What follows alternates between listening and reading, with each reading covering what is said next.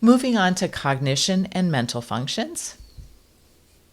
We have a great number of mental functions that are really ratcheting up in middle childhood. I'm going to go through them pretty quickly and then have a look at the presenter notes to get more details as well as your textbook. So the first is attention.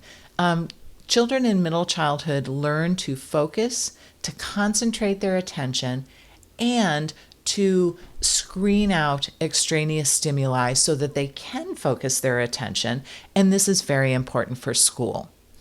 They're also developing psychomotor skills, and these are specific mental functions that control both the motor and the psychological events at the body level. So it's things like reaction time and predictive response timing, which we just talked about. They increase from 5 to 12. We also develop quite a bit more memory, working memory, which holds about 5 to 7 bits of information for about 15 to 20 seconds. That really ratchets up, and that's super important, as you can imagine, for school. And there are a number of different types of working memory beyond the scope of this lecture, but they are listed for you. So have a look at that. But for your purposes, you want to understand that all forms of memory are increasing, and this feeds directly into the ability to navigate throughout the world and in one's family and community, but also in school. Perceptual skills are also increasing around this time. And again, we have a bunch of different kinds of perceptual functions. So what is perception? It is the mental function of being able to first register, then recognize, and finally interpret sensory stimuli that is coming into one's milieu. There's two main perceptual functions that are associated with middle childhood, visual and kinesthetic functions. So let's dig into that a little bit, and again, more information in the presenter notes. So visual perceptual skills, in other words, coordinating the brain with the eyes, develops extensively during this phase of development. They're crucial to the development of reading, writing, and instrumental activities of daily living.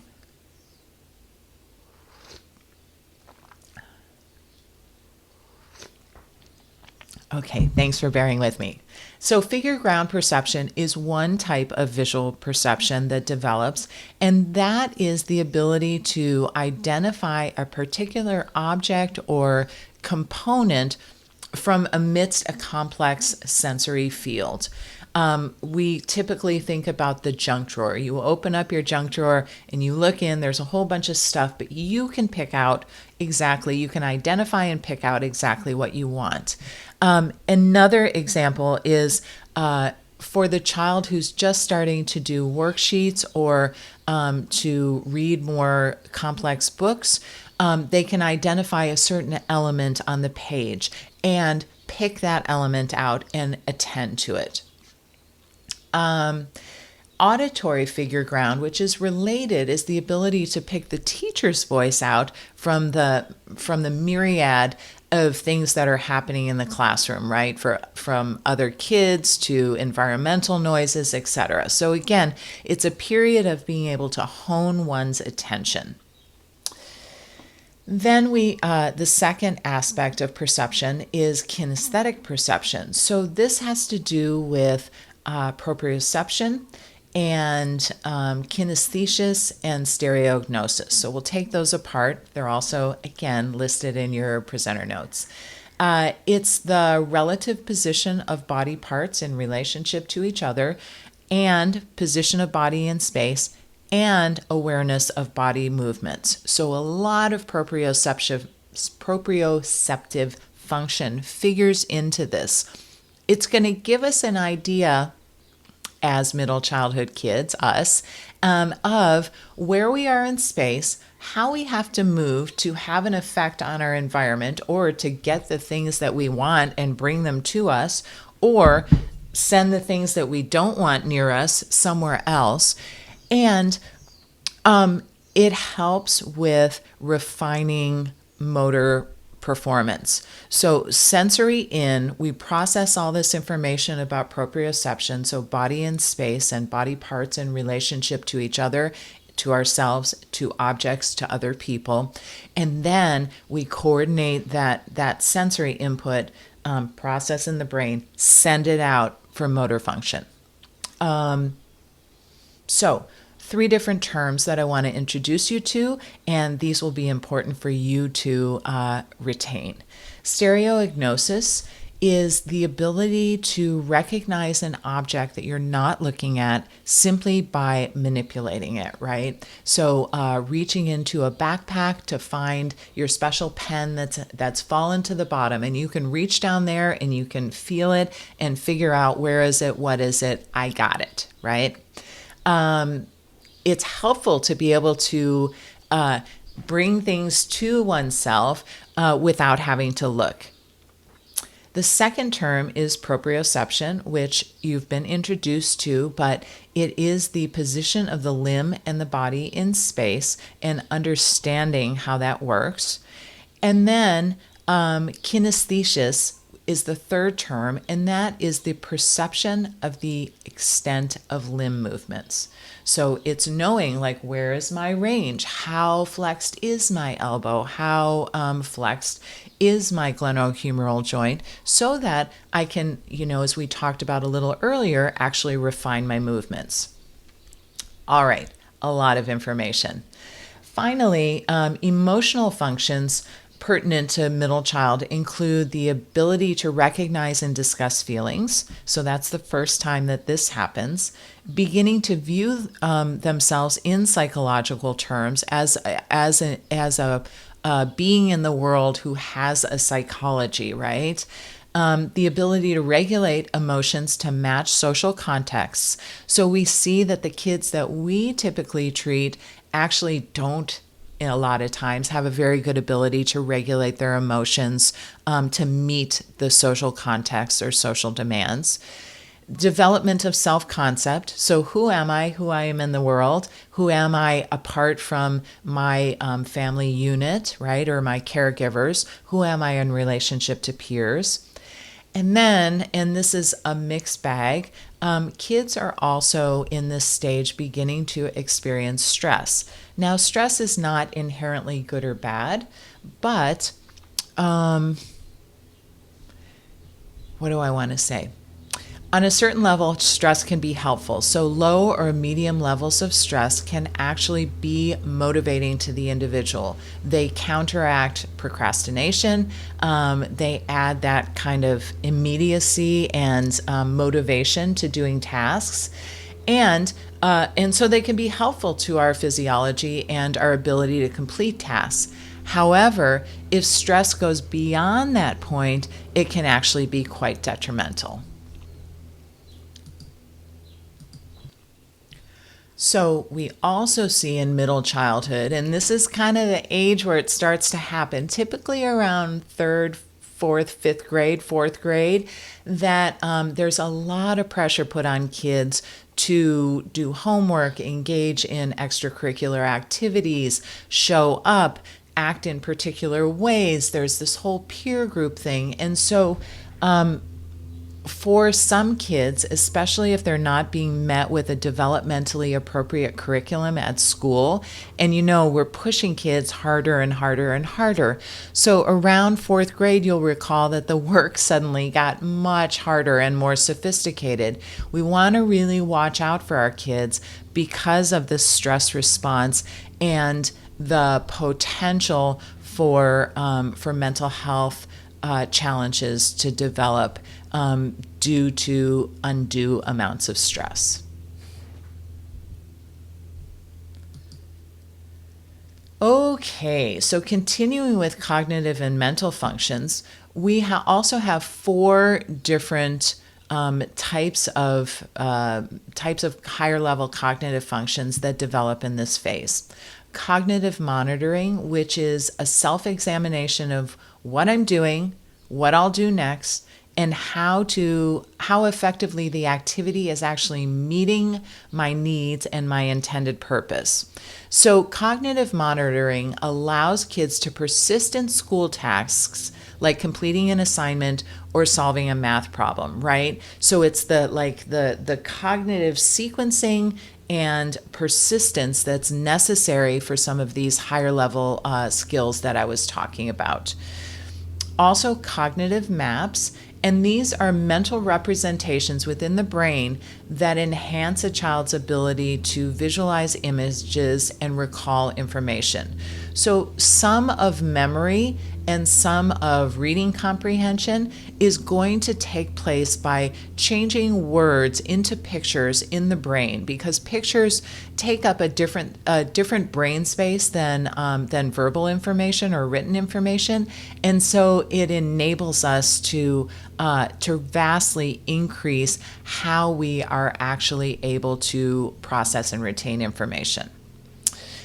Spatial awareness is the process of being aware of one's own body and surrounding objects, and it provides cues about depth and distance, which again are important for movement and orientation. Body schema is a little part of spatial awareness, and this is a kind of spatial awareness that enables one to internalize a sense of how much space does my body occupy and how much space is immediately around it. So body awareness or body schema is important to know, like, will I fit in this little box that has been put out on the playground for me to play in? Can I fit through the door without brushing against the tree that's right on the side, right? So we're refining our idea of us in space. And then temporal awareness, and when you see the word temporal, you think time, right? So it can be understood as the passage of time as it relates to planning, sequencing, and altering movements. It gives a kid or an adult a mental timer that you can use to determine, like, how fast do I need to run in order to get to the ball before it comes down low enough for me to catch it? Or will I have enough time to have a snack before I have to go to the bus stop and get on the bus? So this awareness of time. And if you have ever been in a preschool class, you know that we do calendar, we do days of the week, we do times of the day, and to some extent, kids just really don't quite get it. They don't understand this portioning of time, either bigger chunks like a day or a week or my birthday every year, or even the little parts of temporal awareness. We also want to be aware that in middle childhood, there's asynchronous development. This actually happens throughout the early lifespan, but it's uneven development across domains. So a kid may be surging forward with higher level cognitive and be super clumsy. Then their motor competence increases and their verbal communication seems to be lagging behind that. All this is typical. It's typical. Beyond a certain point, it becomes atypical and something of concern, but kids all experience it. We have two kind of special considerations that arise out of asynchronous development. One is that it's difficult for gifted children to be okay with this, and indeed for their families to be okay with this schism between cognitive and social or physical development, right? And it's the reason that even if a child is intellectually very gifted, we make an informed decision whether to advance them in grades, right? So skipping a grade, or to keep them in the grade that they are chronologically supposed to be in because of the social and physical developmental considerations. It's also the age at which kids will learn learned helplessness. And learned helplessness is a situation where a child, or an adult for that matter, tries and fails to be successful at an activity or a skill over and over and over again, and they learn, I cannot be successful at this, and so I'm not going to try. And so a whole set of defenses are built up so that when we enter the situation as OTs and we have clients who have learned helplessness, we first need to break through that psychological kind of constellation of symptoms and behaviors and reactions and defenses, reasonable defenses, before we can actually get at the skill building. All right, ADLs and IADLs. So, you know all of these things by now, right? But note that in middle childhood, all of these things should be independent. There's also a chart in your book which spells out a lot of the details about it. I'm not going to go into detail here, but I do want you to note, oh yeah, these kids, most definitely by the end of middle childhood, but even in the middle of middle childhood, should be able to do all these things. Shoe tying, about 6 or 7, so right at the beginning. Some safety stuff, maybe not immediately at the beginning of middle childhood, but by the end, for sure. IADLs become increasingly important and doable and achievable in this phase of development. So there's emerging competence in doing chores, both at home and in school. So dishes, loading the dishwasher, sweeping, trash, laundry, setting the table, keeping your own room clean, all of those sorts of things, pet care.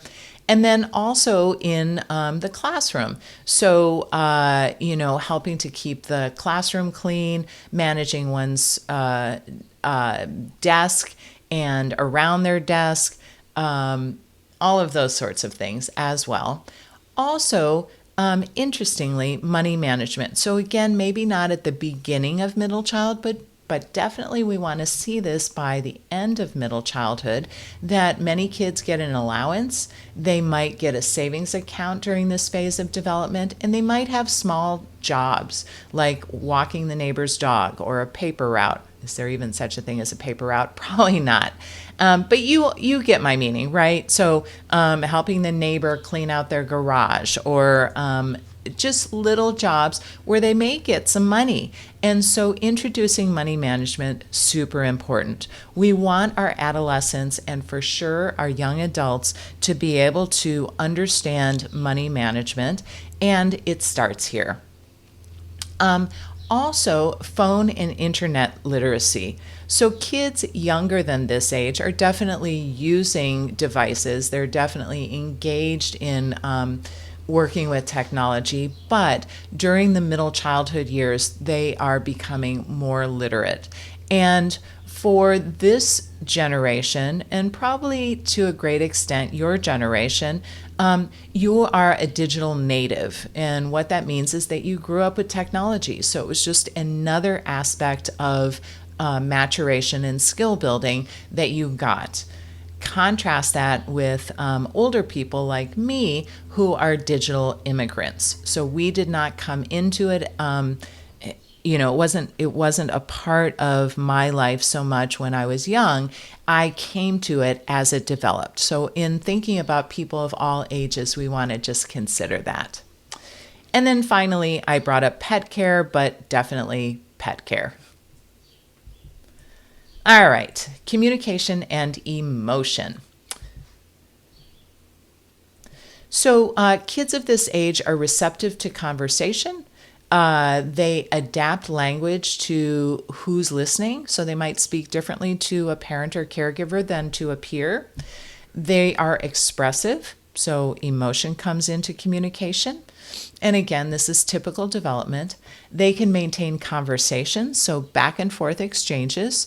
And they can ask relevant questions, so clarifying communication happens.